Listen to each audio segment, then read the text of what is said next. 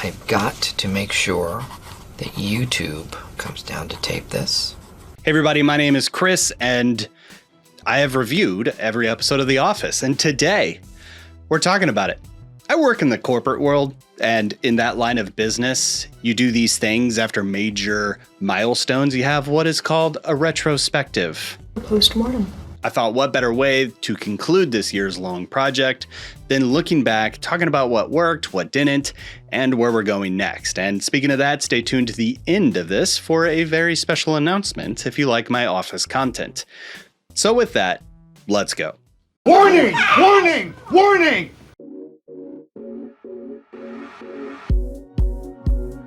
The origins of this Office Field Guide series go back to around 2013 or so, when somebody introduced me to YouTube for the very first time, which sounds kind of silly to say. When I discovered YouTube, I didn't work for 5 days. I did nothing. Up until then, I thought this was just a place for cat videos and student films, but all of that changed when I discovered a guy who dresses up as a nerd to review old crappy video games.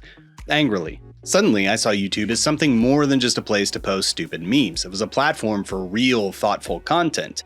Watching James pour himself into these ridiculously stupid videos, but sharing his insights and paying tribute to the subject matter of every episode in an entertaining and thought-provoking way, I was hooked. And I started scouring YouTube for what else I'd been missing. And there's a lot, and I wouldn't recommend most of what's on this platform, but watching these people take their thoughts about pop culture, wrap it up into sometimes deep and interesting ways relevant to real culture and life in general, it was compelling to me. And I knew that I wanted to be a part of it.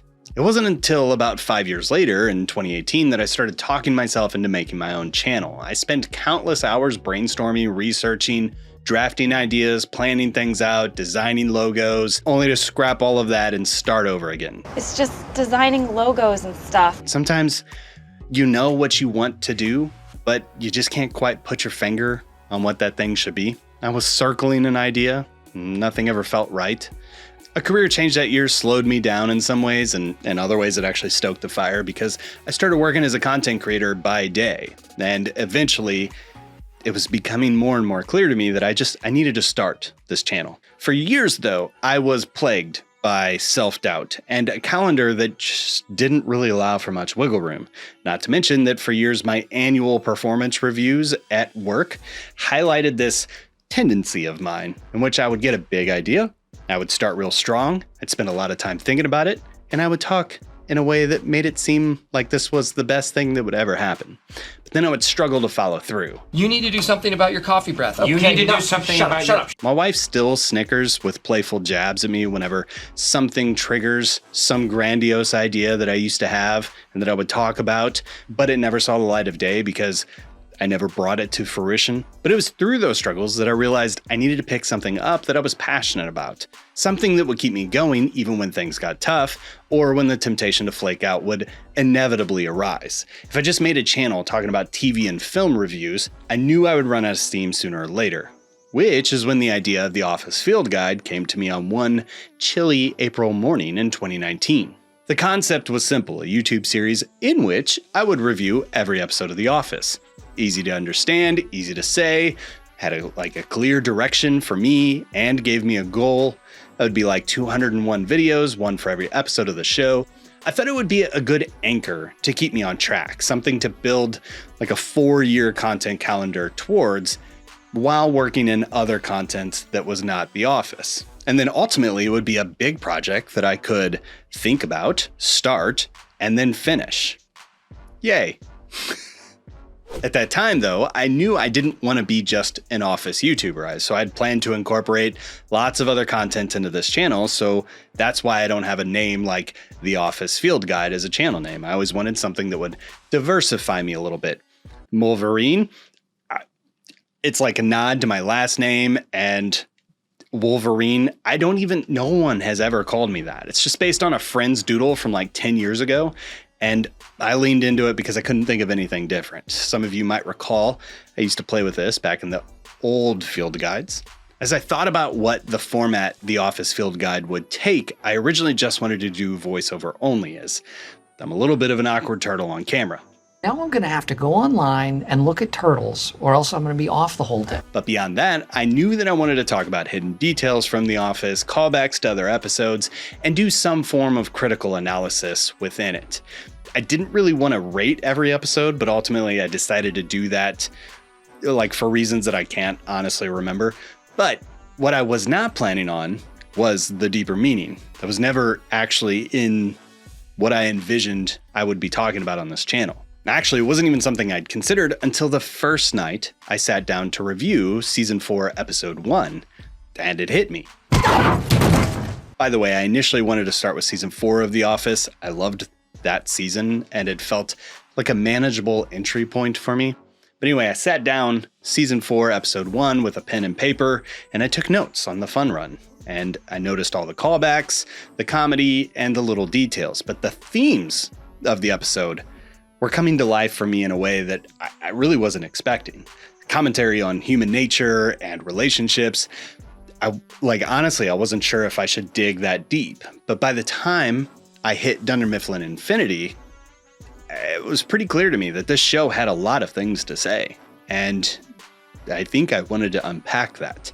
I watched 6 hours of Office that night, and I detailed out individual thesis statements for every single one of those episodes. And it was then I knew that I had to have a sequence that I called the deeper meaning. What does a bean mean? Someone please explain it to Kevin. So I decided that the best thing to do was to shore up all of Season 4's field guides and create a theory video, which did talk about The Office, but it included more series than just that, which was part of the strategy for diversifying. Diversifying, smart. In retrospect, this was all a giant mistake. Creating content in a vacuum is always a mistake. And I've learned this over the years, that it's not wise for me to get too far ahead of myself in this every episode format, because for one, I might have a completely different opinion about an episode a month down the road, after I've sat with it and reasoned with it and thought about it while I'm driving or doing whatever. And I'm like, oh, I bet that's about this.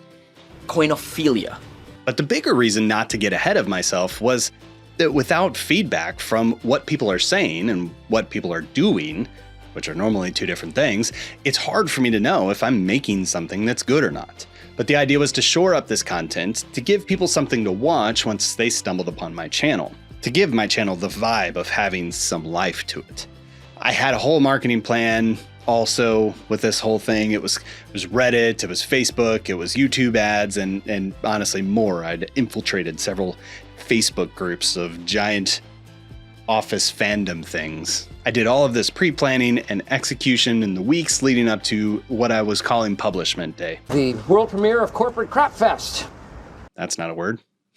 I was really under the idea that if I planned enough and executed against that plan perfectly, that I would hit this out of the park. And, when release day came,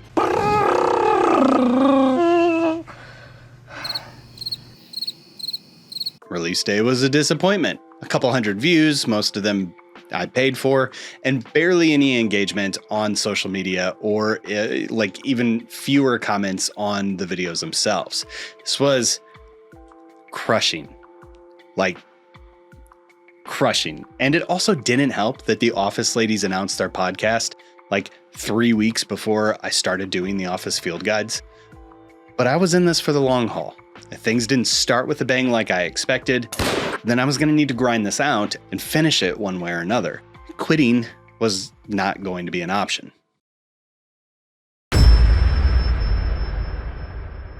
So from season 4, then I went to season 1 of The Office, which is one of my least favorite seasons. It's unfortunate starting point for most people who are encountering the Office field guide for the first time, that I'm spending so much time talking about something that they love and how much I hate that season. I've actually seen several social media posts out there talking about how negative I am towards The Office and kind of confused why I even have this series. But, I'm not sure I agree with any of that, but I didn't necessarily shy away from calling things the way I saw it. Season 1 of the Office field guides, along with the earlier work I did with season 4 of the field guides, they were off to a slow start. Slow start number-wise, but also slow start creatively. I had experienced editing videos, and I had written plenty of things before, but presenting content in this way was an entirely new thing for me. Crafting videos that balanced depth and humor while maintaining audience engagement required more focus and more endurance than I really had anticipated. It was a learning curve, to say the least. During 2020, though, as the world went into lockdown, I found myself reflecting on what was working in this channel and what was not. No matter how hard I worked, though, the Office Field Guide just wouldn't take off the way that I had hoped. It was very frustrating and I felt stuck, but I was committed to seeing this series through to the end, but unsure if this would ever reach the audience that I had envisioned. After months of grinding away on the Office Field Guide, though, I decided to release a video on obscure Office theories. I was like 3 weeks out of surgery, and if you listen to that video, I was recording it in a closet over there, and I was struggling to stand up. It was brutal.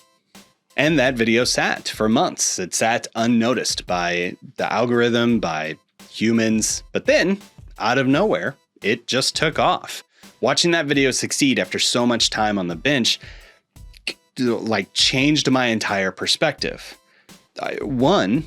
Had I made a mistake by tying my channel so closely to the Office Field Guide? If I could make a theories video that people wanted to watch and that the algorithm would favor, was I focusing on the wrong thing? Or could it be that the mighty algorithm was always just a step away from propelling any given field guide into the limelight? I had a lot to consider, and also really just felt like luck of the draw. Even now, 5 years later, with several Office Field Guides and more than a few 100,000 views, and several theories videos that have done quite well, along with opinion pieces that did the same, I'm not entirely sure why the Field Guide series didn't resonate as broadly as some of my other content. But as I moved forward, I decided to use those theories videos, sprinkling them in here and there just to draw a wider audience while staying true to the core content that I was committed to finishing. This whole thing was going to be a balancing act, but one that I believed was worth the effort.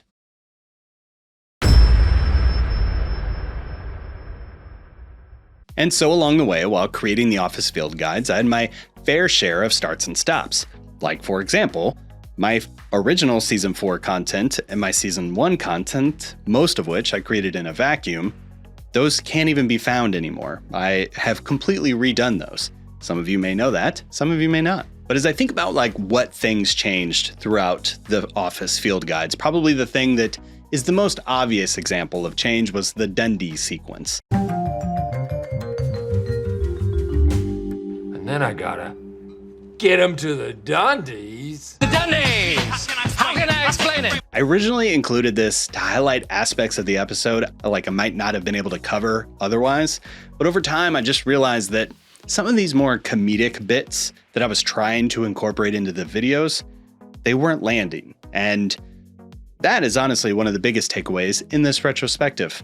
I'm not funny. Not on camera, at least. Oh man, this bit will never work. And I realized I didn't need to be. It was because The Office is funny. And my role was to figure out how to weave my wit and my sense of humor into the scripts through wordplay or setting up clips in a way that caught audiences off guard. This has had some monumental season finales. Casino Night. I suck. Bonus points if those ended up being a joke about me. I suck. Really, I just learned that this wasn't about me trying to force humor or be someone that I'm not. It was about finding my voice and letting the humor of the show, along with some of my own sense of humor, shine through. So, thinking through other things, for a while I got pretty obsessed with analytics. Just crunch them. Just crunch them, please. I realized that my pacing needed work. The content had to feel like it was always moving forward, while still giving enough time to fully explore the points I was trying to make. That meant that I needed to improve everything: better writing, better presentation, and better editing. So I started using those analytics to create the perfect, at least what I was trying to do, perfect level of engagement, which led to some tough decisions. I had to cut out a few things that I'd introduced early on. For example, I used to run comment contests in every single one of these videos, and So there was like the emoji contest, and then there was a little hidden detail thing. While it was a fun way to connect with viewers, I realized that it was slowing down the flow of my videos. I needed to streamline my introductions to get to the heart of the content faster, which really became my mantra. Keep it moving, keep it meaningful, and cut out anything that didn't serve the core of the video. Unless it was like really good. Buy my insurance or I burn your warehouse down. And he also vaguely threatened me with testicular cancer. It wasn't always easy to let go of these earlier ideas because I felt as though I was already quitting on different aspects of it, and I ain't no quitter. Well, I am a quitter, which is why I'm trying to not be a quitter. Andy Bernard does not lose contests, he wins them. Or he quits them because they're unfair. But ultimately I decided that some of these cuts needed to be made because I was trying to create a better experience for the audience and ultimately a better version of this series. It was around season 3 that I actually started incorporating skits into my videos. Something like this. I mean, I couldn't even afford the paint job on the PT. No, I get it. Yeah, no, I'll do it. I think it knows where it is going. The machine knows! Stop yelling at me! No, stop yelling! Here! Or this. I mean, I couldn't do that. Could I?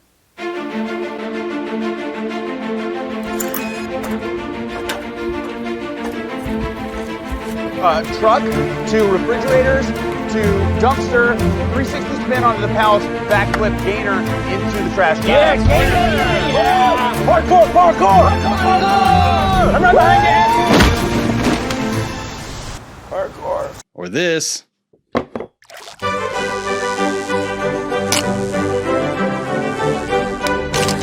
What does a bean mean? Someone please explain. Computron, experiencing emotion. These skits were a way for me to stretch my creative muscle and experiment with the kind of content that had inspired me when I first came to YouTube all those years ago. They were always fun to create and added a unique flair to the videos, but over time I realized that, for the most part, the juice wasn't worth the squeeze. There wasn't a specific reason why I stopped making them. It wasn't that I didn't enjoy it or that they didn't work. I think that I just decided that unless the situation really called for a visual demonstration to highlight the audacity of something to make my point, the effort just really didn't match the payoff. Instead, I shifted to focusing on writing better words more imaginatively to convey my ideas. Words that are way beyond my vocabulary. I know where this is going. Do you? No. More often than not, I do think that this led to better pacing and a more evenly structured video. And while I might bring skits back occasionally, if the moment calls for it, I found that leaning into strong writing and thoughtful presentation often creates a much more impactful and enjoyable experience for the audience. Leave your comments.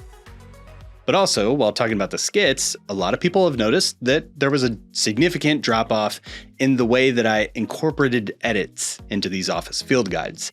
Montages like Dwight's journey to management or the evolution of Jim and Pam's relationship, these were some of my favorite projects early on, and they felt like meaningful ways to celebrate these characters and moments that made The Office so special. I loved making them. And they even served the channel well in its early days. I'd post them on Reddit and managed to hit the front page a few times, which was an amazing feeling and also gave me some validation as a creator. But over time, I just had to let them go for really the same reasons as the skits: pacing, efforts, and logistics. They took so long to create, and like I said before, I don't like to get ahead of myself. So literally trying to do something every week meant that if it was Friday and I wasn't certain if I was going to be able to get a video out by Sunday, something had to go. Downsizing? On top of that, the ever watchful copyright bot, as I have now lovingly started calling Toby, Convicted rapist. really became a hurdle. Like with those edits, the more ambitious the montage, the more likely it was to trigger a claim. All of that just added another level of frustration to the videos. And while I still have a soft spot for these montages and what life they brought to the channel, I had to shift my focus to better fit the flow and demands of the schedule. But they're all still out there in the original field guides, even though Toby did make me cut some of those from the season compilations I've been releasing. I hate so much about the things that you choose to be. And I guess on that note too, sometime around season 6, I decided that I needed to start shifting the way that I talked through the thoughts section, which, based on the name, it never really had much framework there. It was just like, oh, what do I think about this episode? What was that accent? Which, again, trying to find ways to make the pacing in a way that is enjoyable, but also engaging and kept people watching is why I shifted those from just random Chris's thoughts to telling a story of the episode in which I could include those different things that I might have included in the thoughts, but this gave me actual framework to get to those things in a way that made sense to me while I'm writing and you while you were watching. So what started as a passion project, and if I'm being honest, something that I initially felt very defeated in and handcuffed in because of my resolution to finish what I started, turned into something that was completely unexpected by mid-season 2. As the channel grew, this whole thing became a dialogue rather than just me talking into the ether. Familiar names began appearing in the comments, and with them came a range of perspectives. Some of you shared your deep insights that maybe I'd missed, while others challenged my interpretations in ways that made me think about the episode in a completely different way. There were people that had opened up about their own emotional connection to that episode of The Office, and how my video validated some of their experiences and helped them feel heard. And through the kind words, the constructive critiques, and the casual comments, all of that reminded me that I wasn't just talking out into the void. Reading those comments quickly became one of my favorite parts of the week, and thus one of my favorite parts of creating the Office field guides. Even when each episode was only scraping a few hundred views, I found myself scrolling through thoughtful comments from people all over the world who were engaging with my content week after week. It was in those moments that the robotic part of me, the one obsessed with numbers and metrics, started fading away. This wasn't just about analytics anymore. It was about connection. There's something surreal about knowing that my ramblings about a TV show that ended more than 10 years ago could resonate with people I'd never met. Some of you told me that you've watched everything I've ever made, and a few of you even stopped me in public, treating me like more than just a guy who points a camera at himself and talks about The Office. Those interactions reminded me that this channel wasn't just a creative outlet for me. It was a way to build a community, one connection at a time. I think that the most significant evolutions that you could see throughout the life of the Office field guides is a shift towards vulnerability in both what I created and why I was creating it. Over time, I found myself sharing more about me, about my wife, about my kids, about my personal situation, and about the way I see the world, with all the beauty and the flaws that my worldview contains. In fact, I've actually come to believe that if you watch this series from start to finish, you kind of see a deconstruction happening in real time. The certainty with which I once declared what was right or wrong gradually gives way to a more nuanced perspective, one that embraces the ambiguity of life. Where I once sought answers, I now find comfort in the questions. And I think that that evolution is one of the most personal and meaningful parts of this journey. And in some ways, I don't think that I would have ever explored these parts of myself without being forced to think critically and write and rewrite these scripts over and over again. Which all feels like a perfect place to segue into what I've learned about The Office through these field guides. I've always believed that the series that we've all loved for years was something special. But through this journey, I found to appreciate the show and how vast and multifaceted its brilliance really is. Of course, the humor, the wit, the acting, the editing, and the format all elevate this to sitcom greatness, but it is more than that. For someone like me who's worked in an office setting for my entire adult life, The Office resonates on a deeper level. It captures mundane reality, the afternoon lulls, the pointless conference room meetings, the messy relationships, and the grind of dead-end jobs. These are tropes that other shows have tackled, yet here it works very differently. It pulls audiences in with this meta layer of shared experiences, but more importantly, it tells stories that reinforce ideas that feel virtuous. That's something that I've always felt, but I never quite articulated until now. As I stand at the end of this journey, I find myself wanting to go back again, searching for details that I missed, watching the show from a different perspective, looking for the hidden gems, the callbacks, the setups that I overlooked, and changing my ideas on what the deeper meanings ever were. It hits me that The Office is the ultimate comfort food of entertainment. It's a show that I think we return to not just for the laughs, but for a sense of familiarity and connection. Whimsy? A chaotic yet structured world where the same people who make the days worth showing up for are also the ones that make us want to stay in bed. It's more than a comedy, more than a workplace sitcom. It's a mirror to the American experience, capturing the frustrations and the beauty in everything that we do from the top down. It reminds us that humanity and our experience in it is mundane, making us laugh and reflect in equal measure. And that's why it continues to mean so much to so many of us. And so, as I wrap up the Office Field Guide, I just want to say thank you. Whether you've been watching since the very beginning, or you just recently stumbled upon my channel, and this video's been here for a year. You have been part of this journey, and I never expected to find such purpose in creating these videos, and I'm very grateful for every single one of you who've watched and commented and made this something as special as it has been for me. And now, it's time to kick off a new series, the Community Field Guide. It feels fitting after the community that we've built here. But before I officially close the books on the Office Field Guide, I do have one more surprise announcement. I am actually going to revisit the series in a way via YouTube Shorts. This will give me a chance to revisit the show with fresh eyes, rewrite my thoughts, and refine how I communicate those ideas with clarity and impact and brevity. I'd probably like to focus a lot more on telling the deeper meaning of the different episodes through those YouTube Shorts, but we'll see. I think there's some fun and compelling ways that we can convey those ideas. While it's not a full redo of the Office Field Guides, it is a way for me to add something new to the conversation and maybe even introduce new people or a different audience to the insights and share these stories that we've explored together over the last several years. So, while we're moving on, it's not quite saying goodbye to Dunder Mifflin just yet. Stay tuned for those. I believe you get notifications, but I literally have no idea how YouTube Shorts work, so it's like a whole new thing for me to explore. But for now, thank you for watching. Thank you for commenting. Thank you for joining me as I ponder the deeper meaning in a very stupid way for a show that I'm probably overthinking.